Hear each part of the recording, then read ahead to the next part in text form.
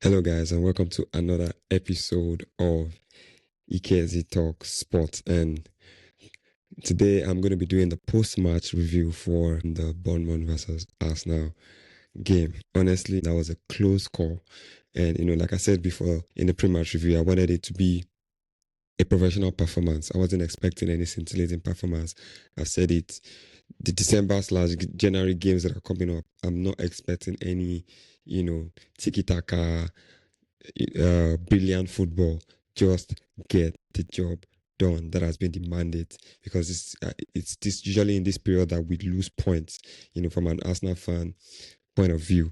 And I'm happy that we, did get the job done. It was a very close game.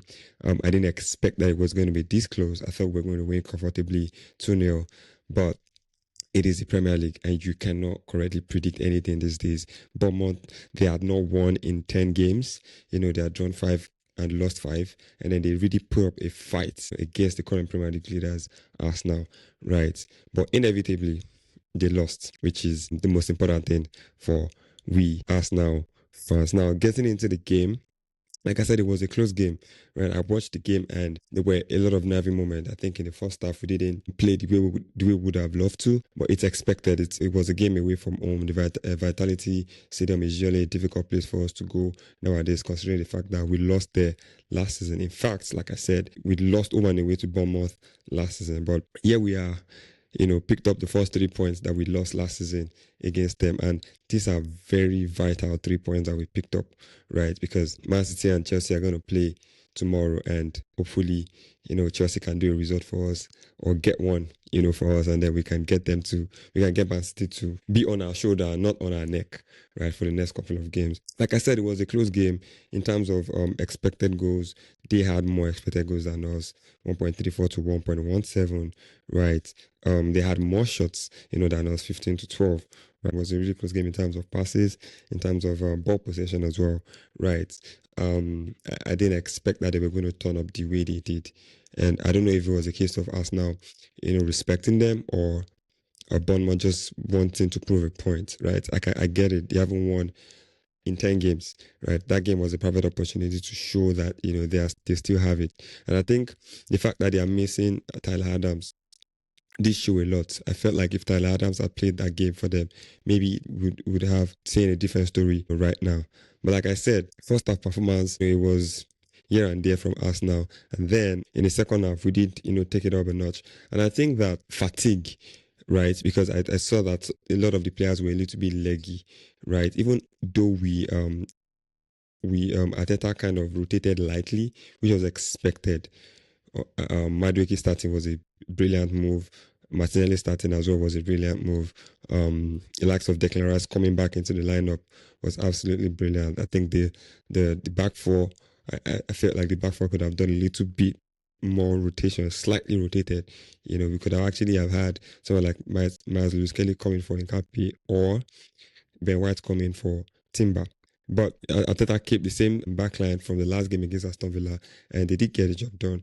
Gabriel was shaky in the first half. I know he made that mistake or that error, which is very uncharacteristic of him in recent times, right?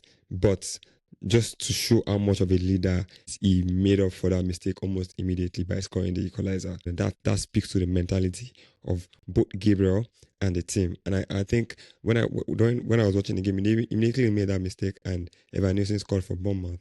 Declan Rice walked up to him and told him to keep his head in the game and not to worry that we're going to do this. And Declan Rice, what a brilliant performance. I keep saying it, in my opinion, Declan Rice, and I know this is going to be controversial, right? Odegaard is the captain, but I see more of a captain material in Declan Rice, in the way he carries himself, in the way he plays the game, in how he works, for the team. That role that he plays is so important that I think he is irreplaceable when he doesn't play. Yes, we did the job against Aston Villa in that sense, but if someone like Declan Rice gets injured in a long time, it's going to be a massive problem, for us now. Brilliant performance by Declan Rice. The set pieces, the goals he scored, the way he carried, calmed the situation at times, winning the ball. Zubimendi as well. I think a start came up where he won, I think, he recovered the ball about 12 times, which is more than any of the Arsenal players or Bournemouth players. So these were brilliant brilliant performance. And honestly, I want to attribute this win to our squad depth. I can't emphasize enough how important the depth of our squad is. Imagine taking out the like of Madueke and bringing in Saka, taking the likes of Gyokeres and bringing in Jesus, taking Martinelli out and bringing in Trossard, right? Taking out Odegaard and bringing in Merino to see out the game, right? This speaks to the strength in depth of our squad at the moment. I would have loved to see Eze play, but unfortunately, I think this is the 5th game in a row, or 4th game in a row that he hasn't been subbed on for whatever reasons. I think I have an opinion on that, and my friend and I are going to debate that in a segment that we're going to be putting out later today or tomorrow. But anyway, stay tuned, for that as well. But honestly, aside any of that, I think that it was a brilliant win for Arsenal, a brilliant win for Arsenal to extend our lead on the table. Gyokeres, I'm not so worried. He hasn't been scoring, but I think that the performance of what he does for the team, right, helps the team a lot, right? He hasn't been scoring, but the fact that he has a presence, defense, pulling, stopping the opposition defenders, dragging them into spaces and allowing other players, feed in those spaces and make runs off the runs that the trouble that he's making is extremely important, right? And there's a pattern, and I know a lot of people have been saying this on social media, where whenever Arsenal takes out Gyokeres, the opposition team seem to get to play more. They seem to play more, and then they seem to get into the game. And that was something that happened again after he was taken out against Bournemouth. After they took him out, Bournemouth, found that goal, which was a brilliant goal by Krupi, by the way.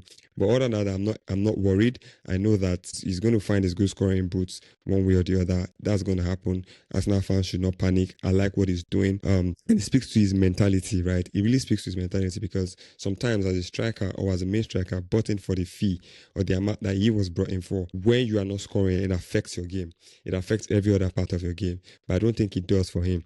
He's just trying to stay focused. Yes, he's not scoring, but he knows the opportunity is going to come, right? This is something I'm going to analyze deeper later on, so that we can really talk about what exactly is the issue. Is it that there's a question of him not getting the chances, because like we all know, he doesn't get enough chances to actually miss, or to score. So I don't think he has lost his goal scoring boots. I don't think it's a case of, he's not finding the right runs. Yes, strikers, they get it right sometimes, they don't get it right sometimes, but it's a combination of so many problems. But I think the most important thing is that he is not losing his focus. He is still well grounded. He's still contributing to the team in other areas, which I think is extremely important, and it speaks to his very elite mentality, right? And that's why you would say that Arteta insists on him starting every game week. Yes, Jesus has been fit for a couple of games now, but Gyokeres still starts. Right? He still starts, and when he starts, we always win. So if you think about it that way, you know how important he is to the squad. But anyways, like I said, it was a professional performance. It was nervy towards the end, but I felt like we had more than enough to see out the victory. 3 important points away from home. I said it in the pre-match review, right? On getting 3 points in the Premier League these days is extremely hard. It is extremely hard. When you get your 3 points, thank God, and move on to the next. We have Liverpool coming up next. It's a game at the Emirates. Yes, we understand that Liverpool, they've not been playing their best football of late. Hopefully, when they come to the Emirates Stadium, we can do one over them. I'm expecting a very interesting game. It's not going to be easy, because Liverpool, obviously, they're going to want to prove a point. But yet again, in the reverse fixture earlier this season, we lost. And in that game, we didn't play badly. It was at Anfield, and we lost to a set-piece goal, which was an unbelievable free kick by Szoboszlai. In this game, I'm expecting that Arsenal, will win. Our players are well rested, or at least our attackers are well rested for this game. And, we can go strong against Liverpool. But yes, before then, hopefully, like I said earlier, Chelsea, if you can do one for us, I'm a Chelsea fan tomorrow, right? I know you guys are managerless at the moment, but you can still do it. You can make it work. Get the win against Manchester City. Then, we'll see how we can go from there. So if you enjoy this content up until this point, please like, share, subscribe. Tell me what you think about the game. Or if you think that we could have done better, or if you saw certain things in the game that I might have missed out, just let me know, and I will see you next time. Bye-bye.